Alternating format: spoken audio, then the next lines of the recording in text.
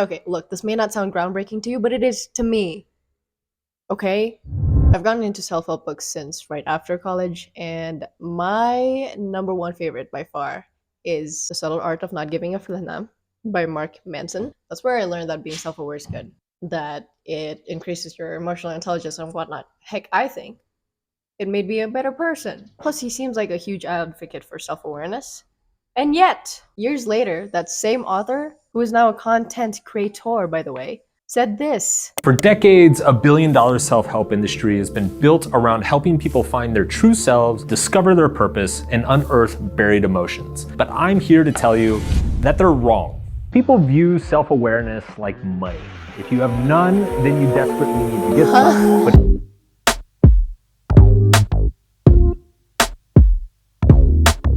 being self aware means you have an understanding of your thoughts, your feelings, your behavior. And this goes both ways. A, how you see yourself.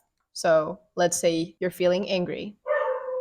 So from there, you try to identify what the cause of that is. And B, how other people see yourself. For example, you're talking to someone and suddenly she gets defensive. Her face goes sour. So you try to recognize what it is that you said that made her feel that way. Now, since self awareness can be a bad thing, let's take a look at the two extremes of self awareness. Yes? This is Eleanor. She is oblivious to how her selfish actions affect other people. She doesn't recognize or acknowledge her own flaws, and she has trouble understanding why she makes the choices she does. In this case, self-awareness helps Eleanor recognize her selfish tendencies and how that affect other people. So being introspective is a good thing then, right? Yes, but too much of that can be detrimental. It can be counterproductive. The question is how, right? And why? This is Cheaty. He, and feel free to ask yourself if you do this too, overthinks even the smallest, simplest decisions, is terrified of making the wrong move, so much so that he gets paralyzed from his own analysis. And he excessively ruminates on past interactions. If you do any of these things often, chances are you too are too self-aware.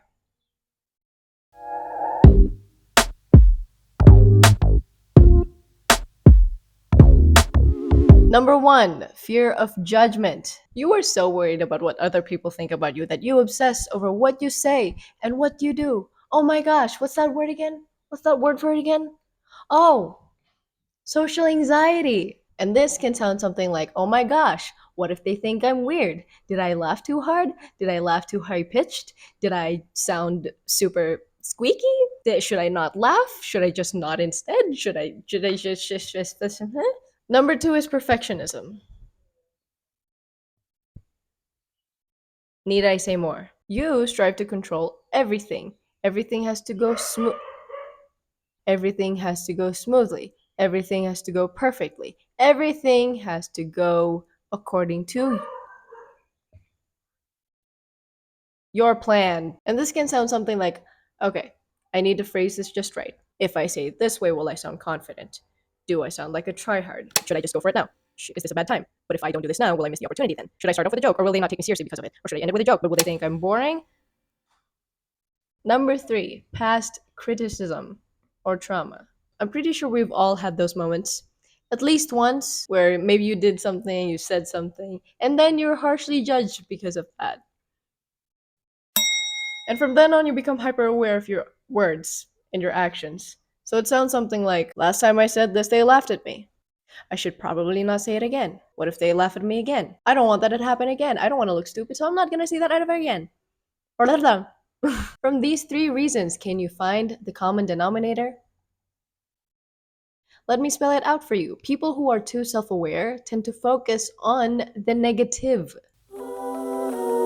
So, stop overthinking.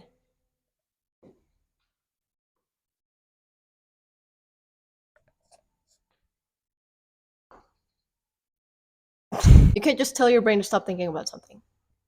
That's so not how it works. Ironically, the more you suppress it, the more you think about it. And it's a thing, by the way, it's called the white bear problem. Instead, you need to reframe your thoughts. Let's go back to the three musketeers. Number one, fear of judgment. You're terrified of what other people think about you. Yes, you need to reframe it with the reality that nobody cares. In actuality, people think about you way less than you think they do. And that is because they're too busy thinking about themselves. Even if you say something weird, for example, or you did something embarrassing, chances are, okay, some people will laugh, but it's gonna last for what, 5 minutes? And then that's it. Number two, perfectionism. You can reframe that to done is better than perfect. Also, might I remind you that you're human and you are not built that way. Okay? People make mistakes and that's fine. Stop trying to be perfect. The person you're talking to is also not perfect, so why should you? Number three, past criticism or trauma. One bad moment does not define all future moments. Just because something went badly before doesn't mean it'll happen again. It'll probably happen again, but it won't happen all the time. Also, people change, situations change, you change. Point is, you gotta remember that you cannot control the world, but you can control your reaction to the world. So, control what you can and let go of what you can't. Being self-aware is still important. People has to have at least some level of self-awareness. Too little of it makes you a jerk. Too much of it makes you, well, socially constipated. So yes, The Subtle Art, still a great book, still highly recommended. And no, this is not an elaborate excuse to vindicate my number one favoritist, self-helpist, bookist of all timist in the worldist by far. Without love.